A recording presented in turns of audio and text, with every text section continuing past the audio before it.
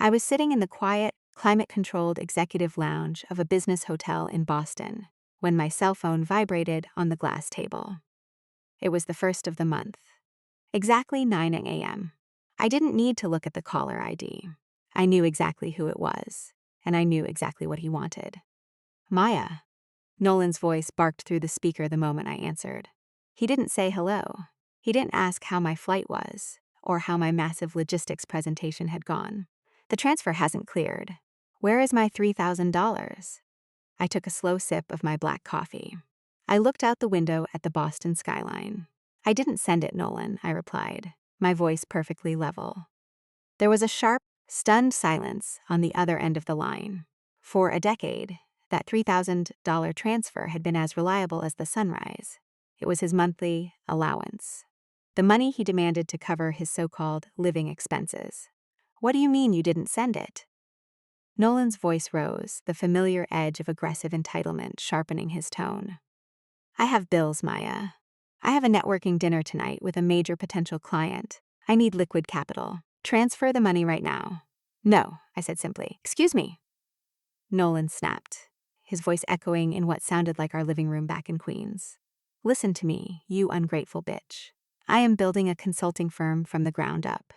I am doing the heavy lifting, while you sit in comfortable hotels playing logistics manager. You are my wife. Your job is to support the visionary of the family. Transfer the money, or I swear to God, Maya, I will make your life a living hell.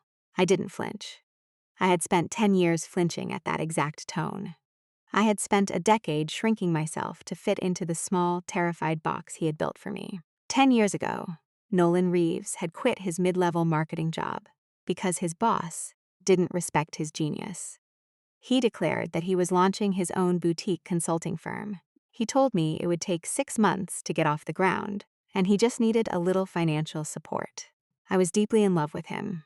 I was 22, naive, and fiercely loyal. So, I paid the rent. I paid for the groceries. I paid his phone bill. 6 months turned into a year. A year turned into 3. 3 turned into 10.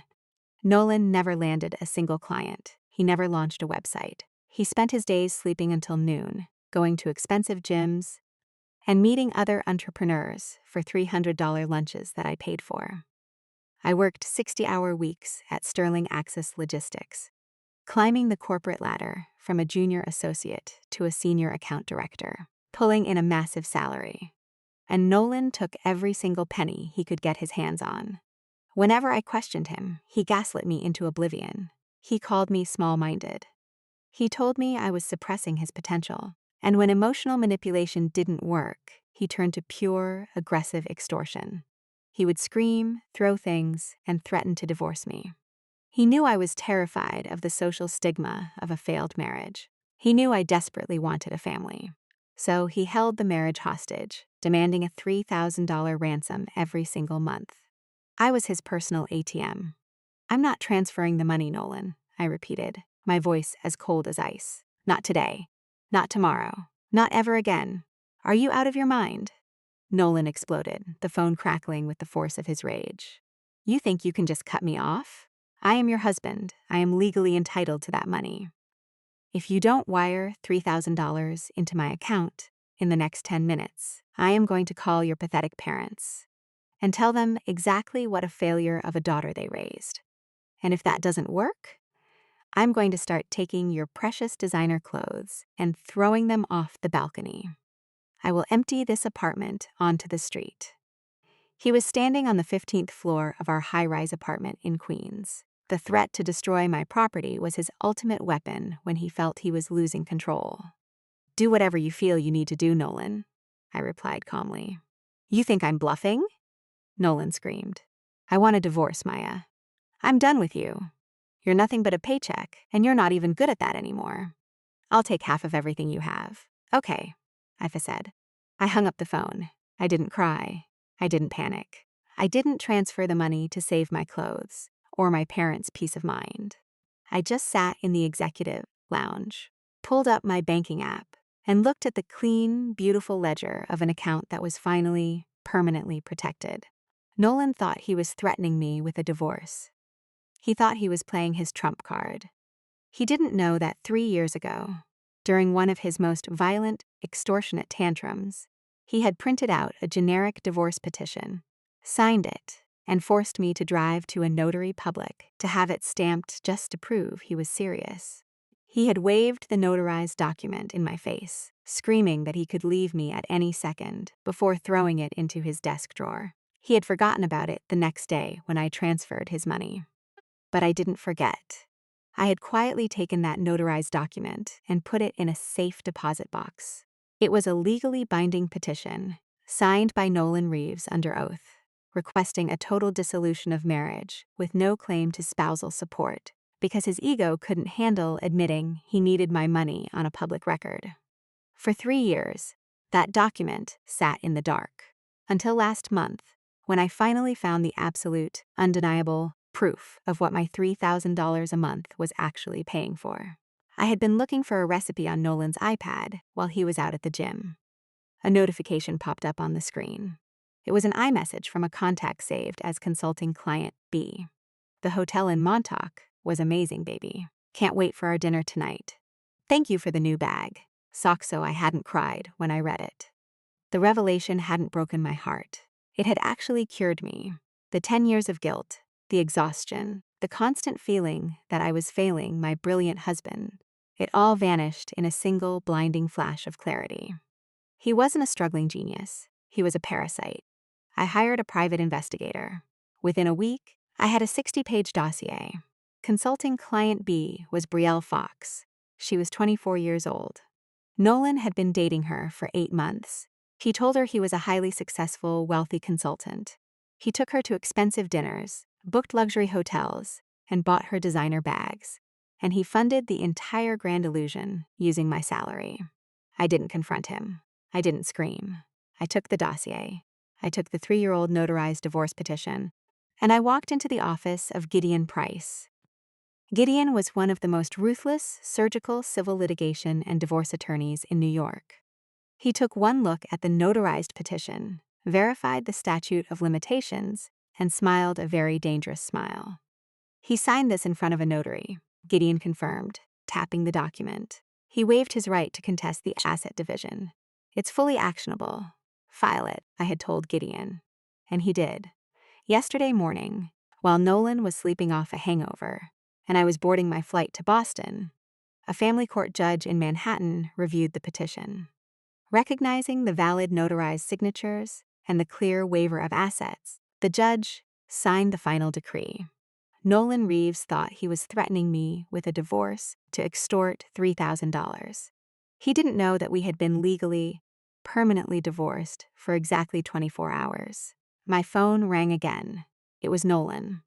I pressed the button on my phone to begin a digital recording, then answered the call. "Did you change your mind, Maya?" Nolan sneered, his voice dripping with venomous arrogance. "Because the price just went up. Now I want $4,000. And if it's not in my account in 5 minutes, I'm calling your father." "You are not getting any money, Nolan," I said clearly, ensuring the recording caught every word. "I am not your ATM." "Yes, you are," Nolan shouted, losing his temper completely. "That's exactly what you are. You are a piece of livestock. You go to work, you make money, and you give it to me. That is your only purpose in my life. Do you honestly think I stay with you because I love you? I've been sleeping with a 24-year-old model for 8 months, Maya. Her name is Brielle. She's 10 times the woman you are, and I pay for her entire life using your pathetic corporate salary." I smiled. The confession was flawless. It was arrogant, cruel, and completely self-incriminating. "You admit you've been using my money to fund an affair?" I asked, keeping my tone perfectly neutral. "I use your money for whatever the hell I want," Nolan screamed. "Because you are weak. You are nothing. And since you want to play hardball, I'm going to destroy everything you care about. I am driving to Westchester right now. I'm going to stand in your parents' front yard and tell all their rich neighbors what a miserable, barren failure their daughter is. Then I'm coming back to this apartment, and I am throwing every single piece of designer trash you own off this balcony. You want a war, Maya? You got it." He hung up. I ended the recording and immediately forwarded the audio file to Gideon Price. "Gideon T," I typed. "He just confessed to the financial infidelity on tape. He is currently en route to the Westchester property to harass my parents. And he intends to destroy the property at the Queen's apartment a minute later. Gideon replied, "Excellent. The trespass trap is active at the Westchester house. The police have been notified. Enjoy your coffee." Maya locked my phone and took another sip of my coffee. Nolan thought he was a terrifying force of nature. He thought he was about to ruin my life by terrorizing my elderly parents. But I am a senior logistics director. My entire career is built on anticipating supply chain failures, mitigating risks, and moving valuable assets out of disaster zones before the storm hits. Nolan was a storm, and I had evacuated the entire city 3 days ago. My parents, Robert and Elaine Whitmore, were not in their beautiful, colonial home in Westchester. 3 days before I left for Boston, I had sat them down in their living room and told them everything. I told them about the 10 years of financial abuse. I told them about the mistress. I told them about the divorce. My father, a retired marine engineer, had turned purple with rage. He had wanted to drive to Queens and break Nolan's jaw. "No, Dad," I had told him, holding his hand. "Violence just gives him leverage. I want you and Mom to pack your bags." I rented a secure, gated condo on the other side of the county for the next 3 months. "I want you out of this house." "Why?" my mother had asked, worried. "Because when I cut off his money, he is going to throw a tantrum," I explained.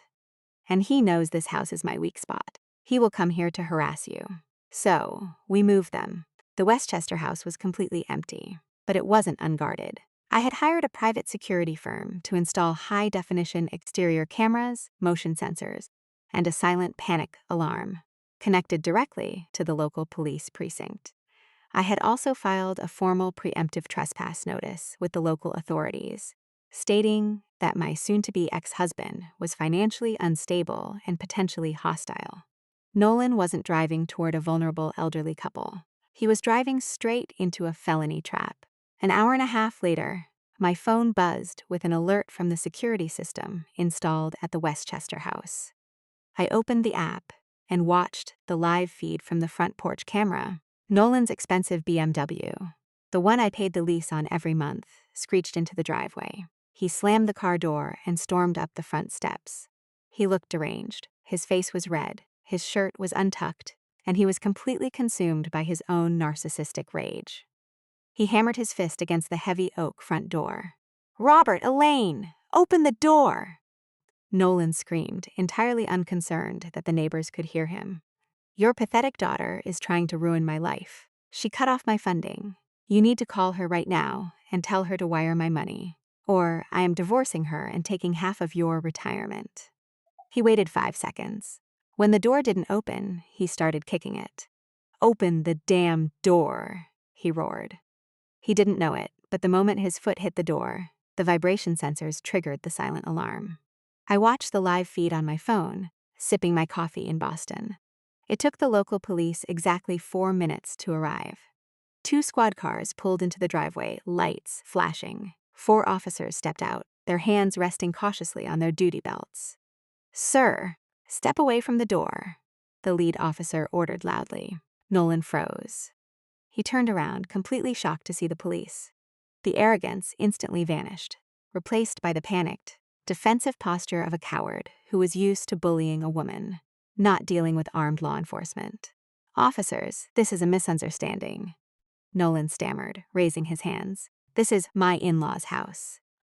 I'm just here to have a family discussion." "The homeowners have vacated the premises, sir," the officer replied, walking up the steps. "And they filed a preemptive trespass notice against you yesterday.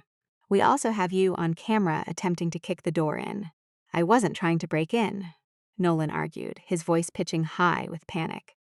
"My wife cut off my bank accounts. I just wanted to talk to them." "You're trespassing, Mr. Reeves," the officer stated coldly. "You are hereby issued a formal warning. If you return to this property or attempt to contact Robert and Elaine Whitmore, you will be arrested for attempted burglary and harassment. Get in your car and leave. Now." Nolan stood on the porch, humiliated, outmatched, and completely powerless. He glared at the camera above the door, realizing I was probably watching. He spun around, stormed down the steps, got into the BMW, and sped away. I smiled, closing the security app. The first trap had sprung flawlessly, but Nolan wasn't the kind of man to accept defeat. His ego had just been bruised by the police, and his bank account was still empty. He needed a target. He needed to destroy something to feel powerful again. And I had left him exactly what he needed in the Queen's apartment. 2 hours later, Nolan arrived back at the high-rise building in Queens. According to the audio recording he left on my voicemail later that afternoon, he walked into the apartment and went straight into my walk-in closet. "You think you're so smart, Maya?" Nolan screamed into the phone, the sound of tearing fabric echoing in the background. "You think you can call the cops on me? Watch this, listen to this. I am throwing every single piece of your pathetic corporate wardrobe off the balcony." He grabbed armfuls of clothes, marched out to the 15th floor balcony, and threw them over the railing. Dresses, skirts, blazers, and shoes rained down onto the busy New York street below. "How does it feel, Maya?" he yelled into the phone, panting heavily. "How does it feel to lose thousands of dollars in designer clothes because you wouldn't give me $3,000? Are you crying yet?" He was so consumed by his violent tantrum that he didn't realize the clothes he was throwing weren't mine. 3 days ago, before I moved my parents, I had hired a professional moving company. While Nolan was at the gym and spending the night with Brielle at a hotel, the movers had packed up my entire wardrobe, my jewelry, my important documents, and all the high-end furniture I had purchased. They moved it all into a secure, climate-controlled storage unit. To replace the empty space, I had gone to a local thrift store.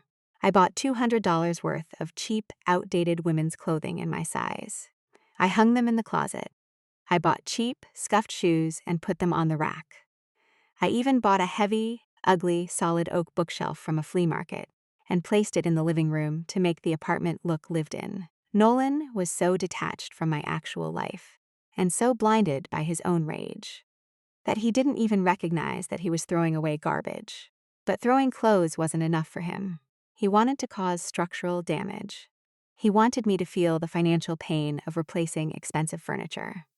He walked into the living room, grabbed the heavy, solid oak bookshelf I had bought at the flea market, and dragged it out to the balcony. He hoisted it over the glass railing.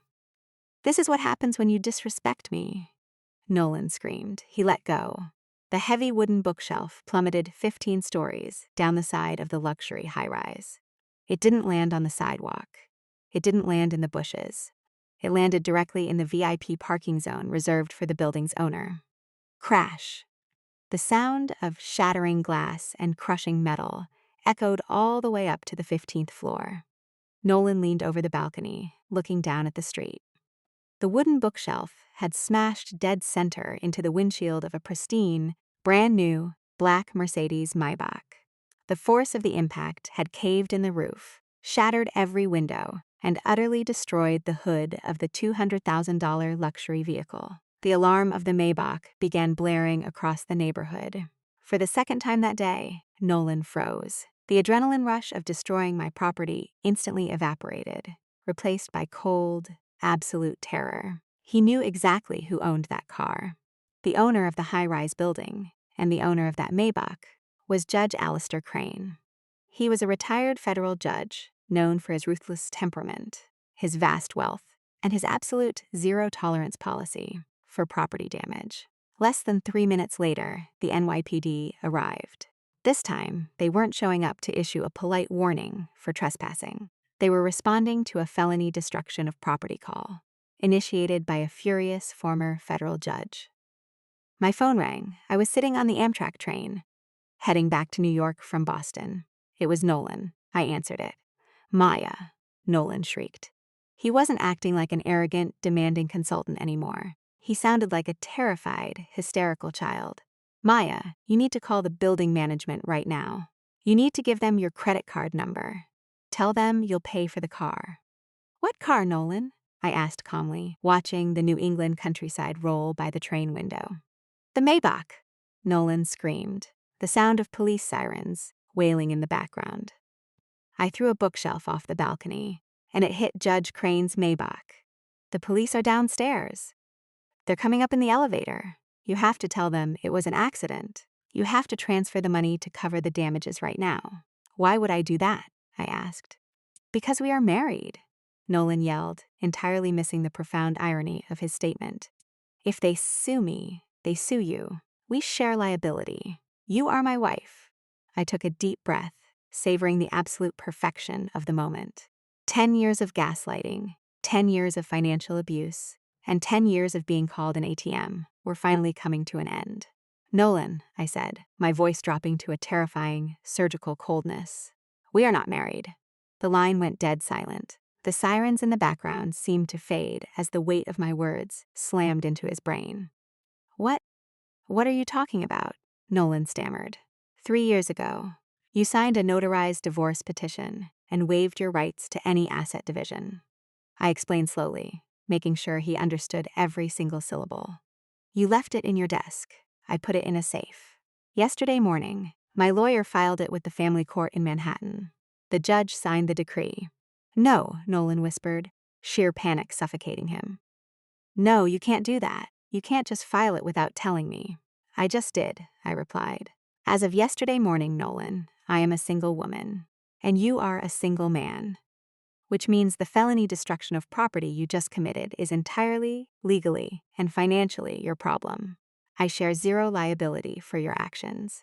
Maya, please, Nolan begged, the arrogance completely stripped away. You can't do this. The car is worth $200,000. I don't have that kind of money. I don't have a job. I know, I smiled. I guess your consulting firm is going to have to take out a loan. They're banging on the door, Nolan cried, the heavy thuds of the NYPD echoing through the phone. Maya, please. I'm sorry. I'm sorry for the things I said. Just wire me the money for a lawyer, please. You called me your ATM, Nolan, I said softly. So I closed the account. I hung up. I didn't block his number. I wanted to see exactly how far he would spiral when the reality of his situation finally set in. Back in Queens, the police didn't arrest Nolan immediately. Judge Crane, furious but calculating, instructed the officers to document the scene, file the felony criminal mischief report, and allow his personal legal team to draft the civil lawsuit before formally pressing the criminal charges. He wanted Nolan financially gutted before he was locked up. Nolan was left standing in the trashed apartment, hyperventilating. He had no wife, he had no income, and he was staring down a $200,000 lawsuit from a federal judge. He needed a lifeline. He needed someone to save him. He pulled out his phone and dialed Brielle. He thought his beautiful, young, 24-year-old mistress would comfort him. He thought she would let him crash at her apartment while he sorted out the misunderstanding with his vindictive ex-wife. The call went straight to voicemail. He texted her, Brielle, baby, I need you. Maya went crazy and filed fake divorce papers. The cops are involved. I need to come over. A red exclamation point appeared next to the text. Message not delivered. She had blocked him. Nolan didn't understand. Why would Brielle block him? He was her wealthy, successful boyfriend. He bought her designer bags. He didn't know that 3 hours earlier, while he was terrorizing my parents in Westchester, my lawyer, Gideon Price, had paid a visit to Brielle Fox's apartment in Brooklyn. Gideon didn't threaten her. He simply sat down at her kitchen table and handed her a printed spreadsheet detailing every single dollar Nolan had spent on her over the last 8 months. Ms. Fox, Gideon had said politely, my client, Maya Whitmore, is currently finalizing her divorce from Nolan Reeves. It appears Mr. Reeves has utilized marital funds to purchase approximately $20,000 worth of luxury goods and vacations for you. Brielle had stared at the spreadsheet in horror. Marital funds? Nolan told me he was a wealthy consultant. He said he was single. Mr. Reeves has been unemployed for a decade, Gideon clarified. He survives entirely on his wife's salary. My client has the legal right to sue you to recover these misappropriated marital funds. Brielle panicked. She didn't have $20,000. However, Gideon continued smoothly, sliding a legal affidavit across the table. My client is willing to entirely forgive this debt and leave you out of the litigation, provided you sign this sworn affidavit confirming that Nolan Reeves lied to you about his marital status his employment, and his financial standing. You must also agree to cease all contact with him immediately. Brielle didn't hesitate. She signed the affidavit, blocked Nolan's number on her phone, and packed all the designer bags into a trash bag to hide them. Nolan was completely isolated. He sat on the sofa in the Queen's apartment, staring at his phone. His mother wasn't answering. His mistress had blocked him. His wife had divorced him. But his nightmare wasn't over. There was a sharp knock on the apartment door. Nolan jumped, terrified the police had returned to arrest him. He slowly walked to the door and looked through the peephole. It wasn't the police. It was the building manager, holding a clipboard. Nolan opened the door cautiously. "Mr. Reeves," the building manager said coldly, looking past him at the trashed living room. "I'm here to collect the keys." Nolan frowned in confusion. "The keys? For what?" "For the apartment," the manager replied, tapping the clipboard. "The lease expired at midnight last night. Ms. Whitmore formally notified us 60 days ago that she would not be renewing the lease. She paid the final month's rent, scheduled the move-out inspection for today, and surrendered her set of keys this morning." Wait. Nolan stammered, his brain short-circuiting. "The lease is up, but I live here. I don't have anywhere else to go." "That is not our concern, sir," the manager stated firmly. "Your name is not on the lease. Only Maya Whitmore's name is on the lease. As of midnight last night, you are an unauthorized occupant. You have 1 hour to vacate the premises before I call the police and have you removed for trespassing." Nolan stared at the building manager. He finally realized the sheer, staggering magnitude of the trap I had built around him. I hadn't just divorced him. I hadn't just moved my parents. I had systematically, clinically severed every single structural support in his life. And then I had stepped back and watched him burn his own house down. When he threw the bookshelf off the balcony, he hadn't just destroyed Judge Crane's Maybach. He had destroyed it from an apartment he no longer had the legal right to occupy, using furniture he didn't own, while technically homeless and completely broke. He had nothing. 1 hour later, Nolan walked out of the high-rise building, carrying a single duffel bag of his remaining clothes. He walked past the crushed Maybach, ignoring the furious glares of the building staff. He stood on the sidewalk in Queens, holding his cell phone, realizing for the first time in 10 years that nobody was going to send him $3,000 to fix his life. Nolan spent his first night as a single, homeless man, sleeping in his BMW in a commercial parking lot in New Jersey. He didn't have money for a hotel. His credit cards, which were all linked to my primary accounts, had been canceled 3 days earlier. He had $42 in cash in his wallet, which he had intended to use for a celebratory lunch after terrorizing my parents. At 10 a.m. the next morning, his cell phone rang. It was Gideon Price. Nolan answered immediately, desperate for a lifeline. He still believed he had some negotiating power. He still thought he could manipulate his way out of the disaster. "Mr. Price," Nolan said, trying to sound authoritative, despite the fact that he was brushing his teeth with a bottle of water in a parking lot. "Tell Maya I'm willing to negotiate. I won't contest the divorce if she pays for the damages to the Maybach and gives me a $50,000 settlement to cover my transition period." Gideon Price let out a soft, dry chuckle. It was the sound a predator makes right before it snaps the trap shut. "Mr. Reeves," Gideon said politely, "I am not calling to negotiate a settlement. I am calling to inform you of the finalized financial liability assessment regarding your actions yesterday." "Liability?" Nolan scoffed. "She's my wife. She's liable too, as my client informed you." Gideon corrected him smoothly. "Your divorce was finalized prior to your felonious destruction of property. You are a single entity, and as a single entity, you currently owe $145,000.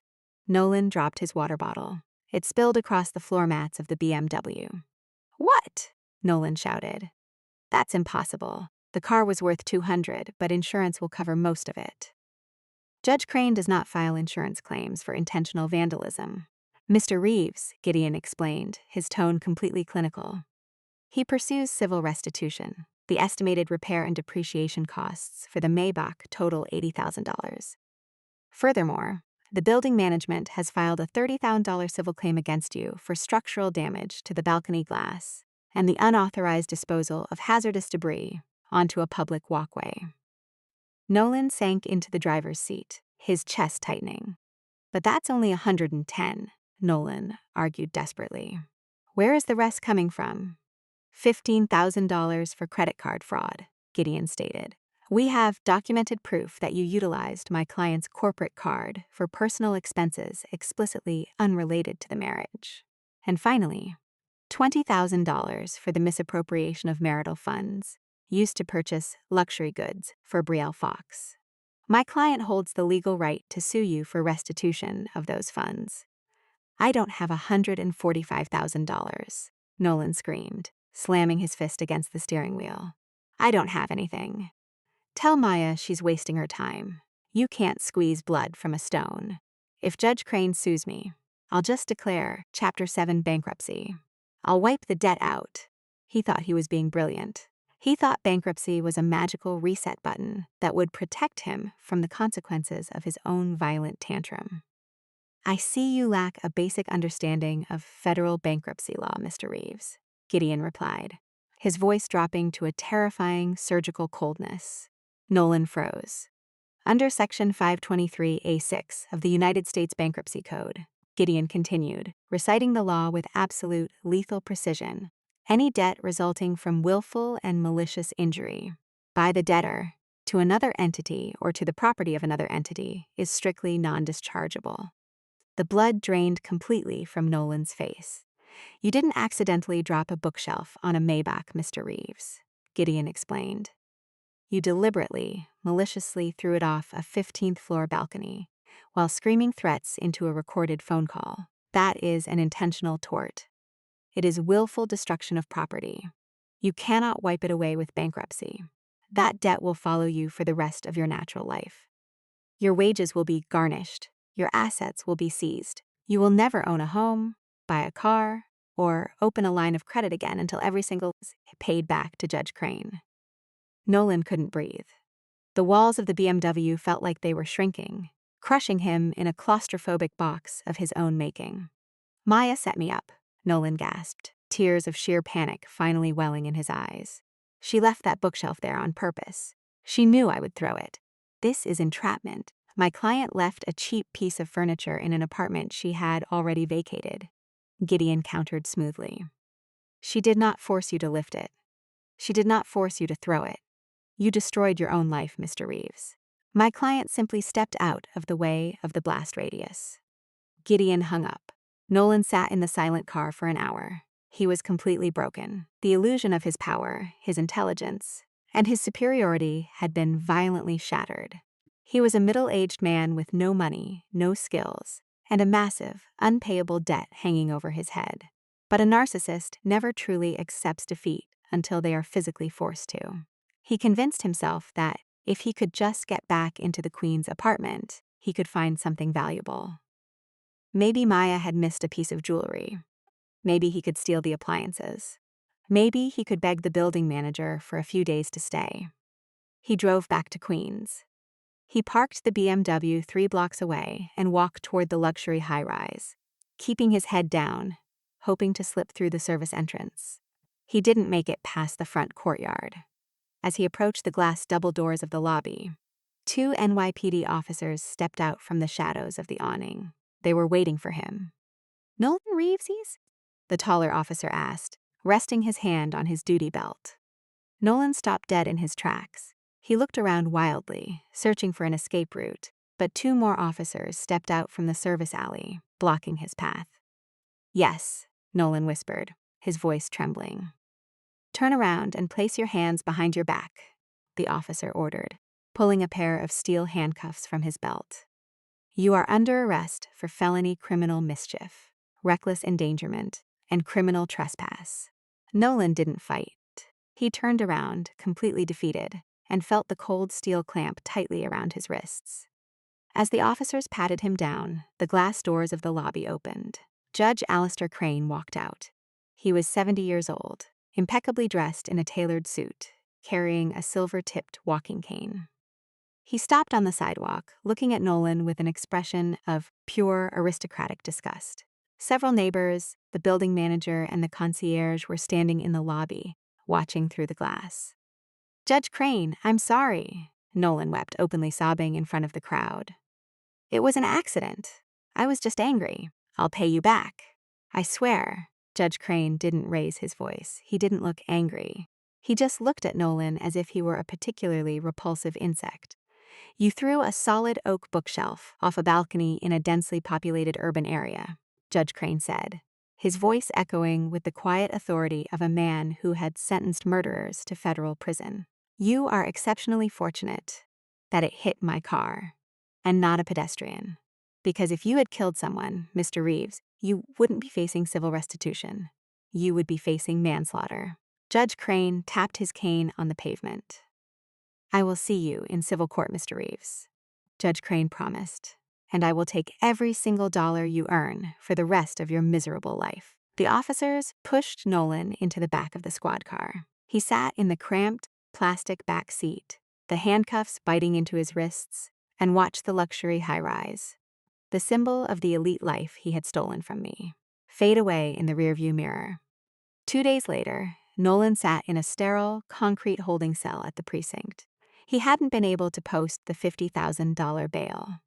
He was wearing an orange county jumpsuit, completely stripped of his bespoke shirts and designer watches.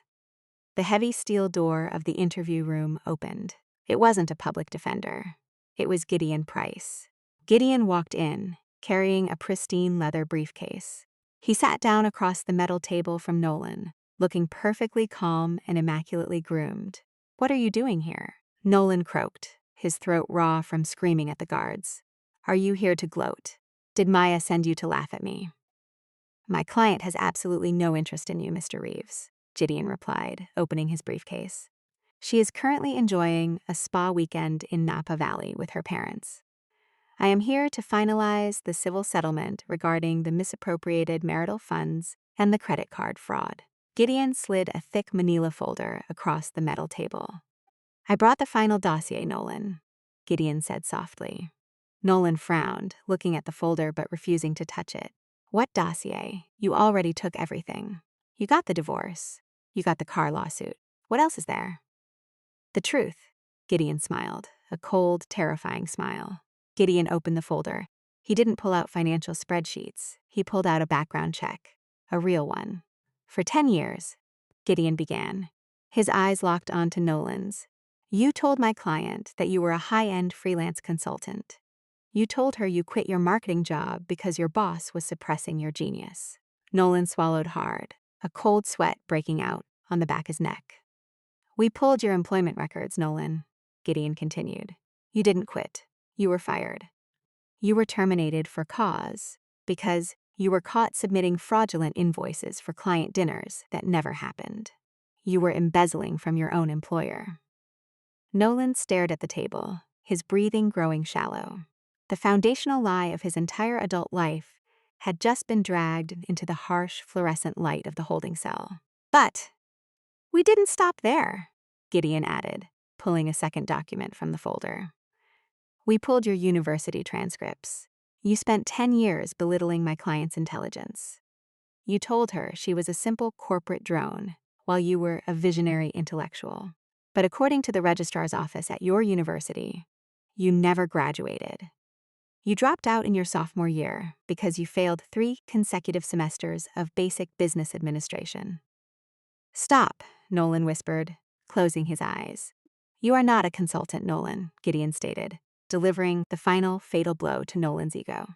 "You are a fraud, a college dropout who got fired for petty theft and spent a decade living off his wife's success while pretending to be a mastermind. The consulting firm never existed. You never had a single client. Your entire life is a hallucination." Nolan put his head in his hands and began to cry. Deep, wrenching sobs of absolute humiliation. He wasn't crying because he felt guilty. He was crying because he had been completely, utterly unmasked. There was nowhere left to hide. "Sign the settlement agreement, Nolan," Gideon said, sliding a pen across the table. "Admit to the financial fraud, accept the debt, and agreed to a permanent lifetime no-contact order with Maya Whitmore and her family. If you sign this, my client will not pursue criminal embezzlement charges for the $20,000 you stole to fund your affair. Nolan picked up the pen with trembling hands. He didn't argue. He didn't negotiate. He was completely broken. He signed the paper. Good, Gideon said, packing the document back into his briefcase. You have one phone call remaining from lockup. I suggest you use it wisely. Your bail hearing is tomorrow morning. Gideon stood up, walked out of the room, and the heavy steel door slammed shut behind him, leaving Nolan entirely alone with the truth. That evening, Nolan used his single allowed phone call. He didn't call a lawyer. He called the only person left in the world, who he believed would bail him out, protect him, and tell him he was still special. He called his mother, Helena Reeves. Helena was a wealthy, socially obsessed woman who lived in an affluent suburb of Connecticut. She was the one who had taught Nolan that he was superior to everyone else. She had always disliked me, viewing me as a working-class girl who wasn't sophisticated enough for her brilliant son. The phone rang 3 times before she answered. Mom! Nolan wept into the receiver, pressing the plastic prison phone against his ear. Mom! Thank God. You have to help me. Maya completely lost her mind. She set me up. I'm in jail in Queens. I need you to wire $50,000 to the bail bondsman right now. There was a long, chilling silence on the other end of the line. I am not sending you a single penny, Nolan, Helena replied. Her voice wasn't warm. It wasn't comforting. It was laced with absolute aristocratic disgust. Nolan froze. Mom, what are you talking about? It's me. I'm in jail. I know exactly where you are, Helena said coldly. And I know exactly why you are there. Maya sent me an audio recording yesterday morning. She also sent a copy to my country club's social committee.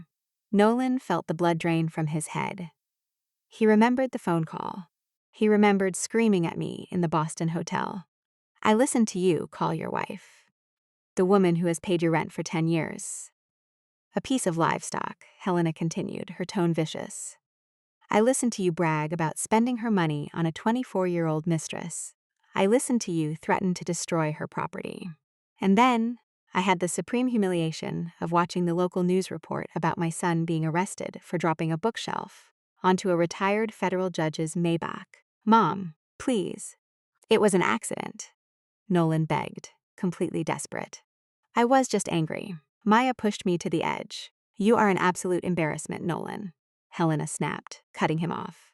You have destroyed our family's reputation. I have spent 30 years building my social standing in this community, and you ruined it in a single afternoon with a pathetic, violent tantrum. I'm your son, Nolan cried. You are a liability, Helena corrected him ruthlessly. I spoke with my estate attorney this morning. You have been formally removed from the family trust fund. You have been written out of the will. I am not bailing you out. I am not paying for your lawyer. And if you attempt to contact me or come to my home when you are released, I will have you arrested for trespassing. Mom, no, you can't do this. I have nothing. Then you had better find a job, Helena stated. Goodbye, Nolan. The line clicked. A dial tone echoed in Nolan's ear. He stood in the prison hallway, holding the dead phone. He had always thought he was the smartest person in the room. He had thought he could extort, abuse, and manipulate his way through life without ever facing a consequence. He thought he could use me as an ATM and throw me away when he was bored. He looked down at his orange jumpsuit. He thought about the $145,000 in non-dischargeable debt. He thought about the destroyed Maybach, the lost mistress, the empty bank accounts, and the mother who had just disowned him. He slowly hung up the phone. He was finally, completely, and utterly destroyed, and I hadn't even raised my voice. The next morning, Gideon Price returned to the holding cell at the Queens precinct. He didn't bring coffee. He didn't bring sympathy. He brought a finalized, legally binding settlement agreement that would permanently sever Nolan Reeves from my life. Nolan was sitting on the edge of the metal cot, staring blankly at the concrete wall. He hadn't slept. The reality of his mother disowning him had broken whatever fragile illusion of superiority he still possessed. He looked small, hollow, and utterly defeated. The bespoke clothes he used to pride himself on were gone, replaced by the humiliating neon orange fabric of a county inmate. "Mr. Reeves," Gideon said, sitting down at the metal table and opening his briefcase with a sharp, professional click. "I have drafted the final stipulations. You will sign them now, or I will walk out that door, and we will proceed with maximum civil and criminal litigation regarding the stolen marital funds. The district attorney is already exceptionally interested in the embezzlement aspects of your corporate card usage." Nolan didn't look at him. He just nodded slowly, his eyes vacant, staring at the floor. Gideon laid out the paperwork, uncapping a heavy fountain pen. "First," Gideon began, his tone sharp and uncompromising, "you accept full, sole financial responsibility for the $145,000 in debt accumulated over the last 48 hours. This includes the restitution to Judge Crane for the Maybach, the civil damages to the building management for the balcony and public walkway, and the repayment of the misappropriated funds to my client. You will not contest this debt in any future bankruptcy filings." Nolan nodded again. He didn't have the energy to fight. He didn't have the legal standing to argue. And he certainly didn't have the money to hire a lawyer to review the documents. "Second," Gideon continued, sliding a second document forward, "you agree to a permanent, lifetime order of protection.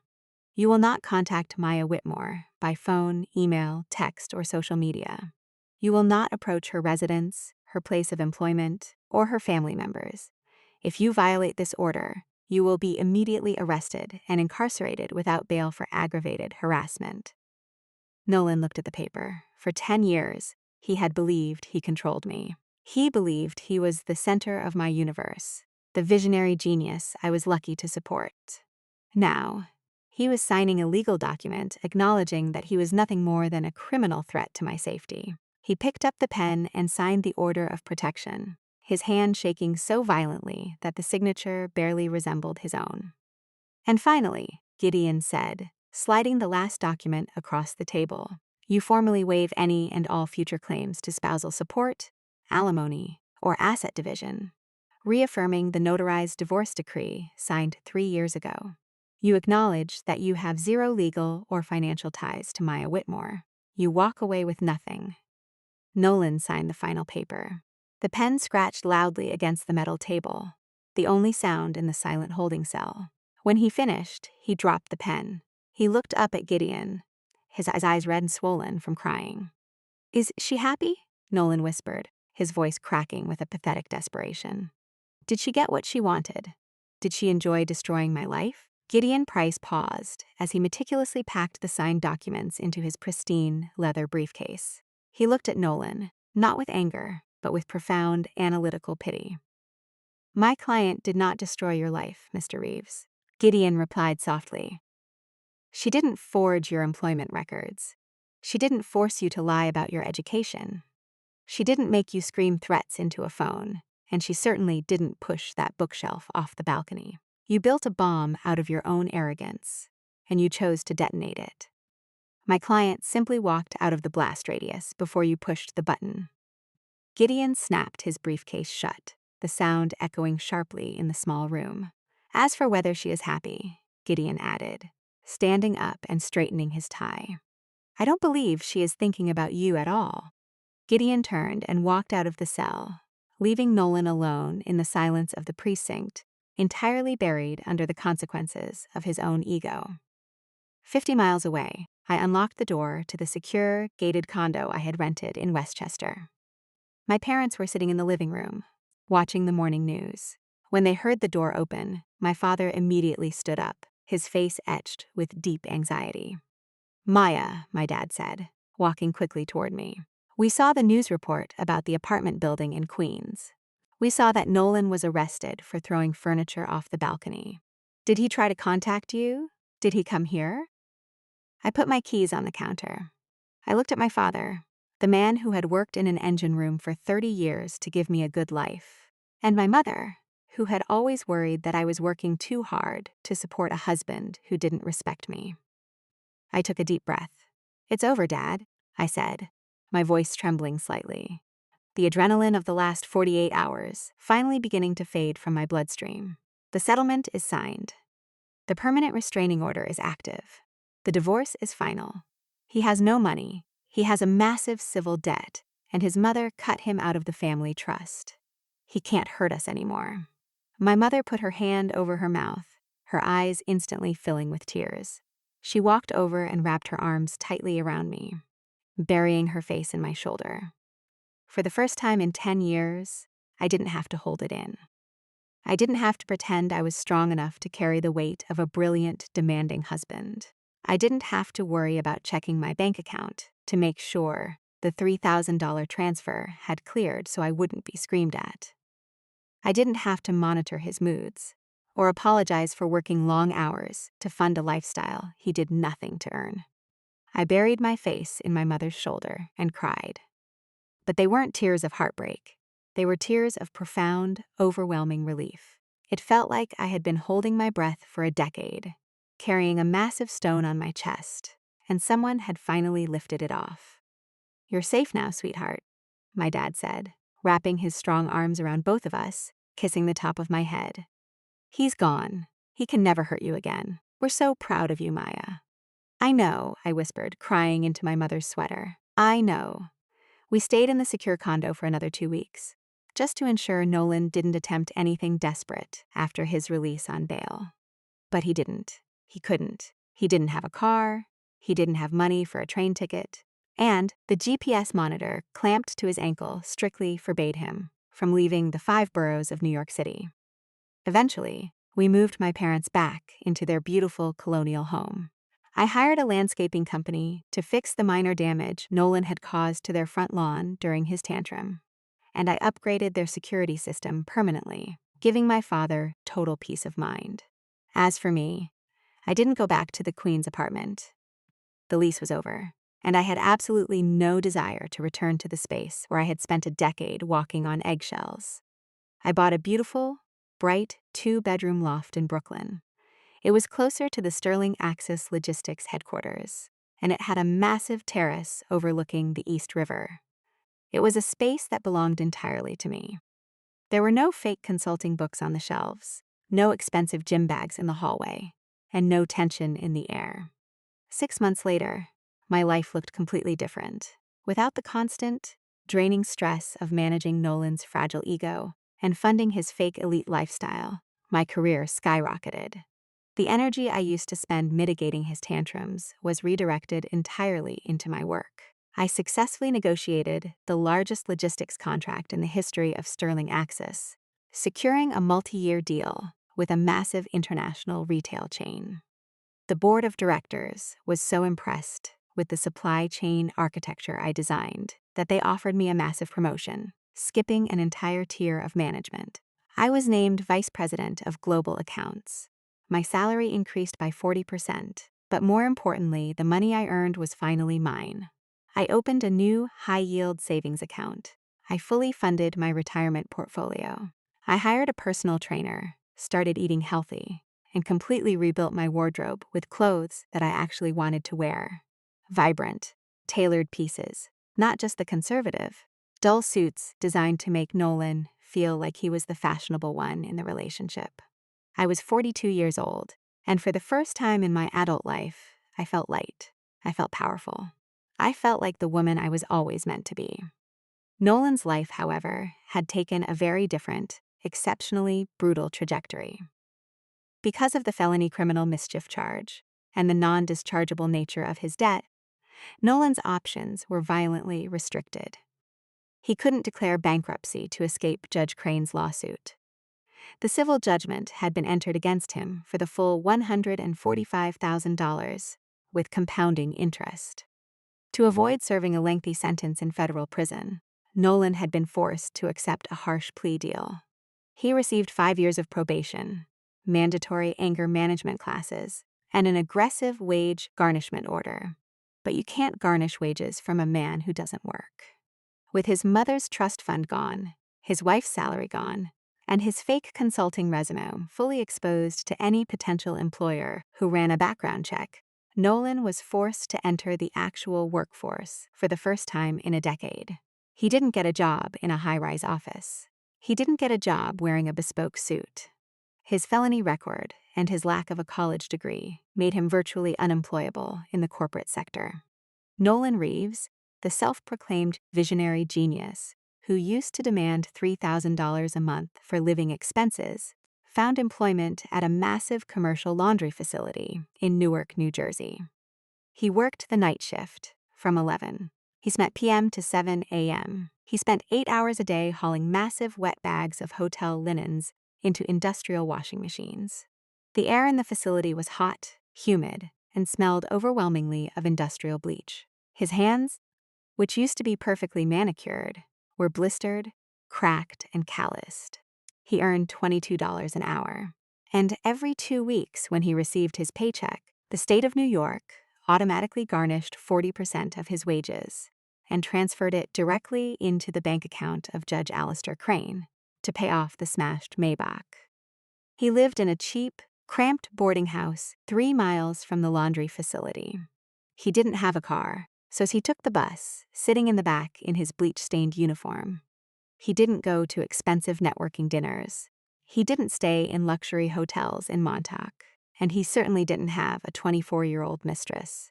Brielle had long since moved on, blocking him on every platform and pretending they had never met. He was completely alone, trapped in a miserable prison of grueling manual labor and endless, suffocating debt. He was forced to spend the rest of his life paying for the tantrum he threw because he thought he was an untouchable king. I didn't feel sorry for him.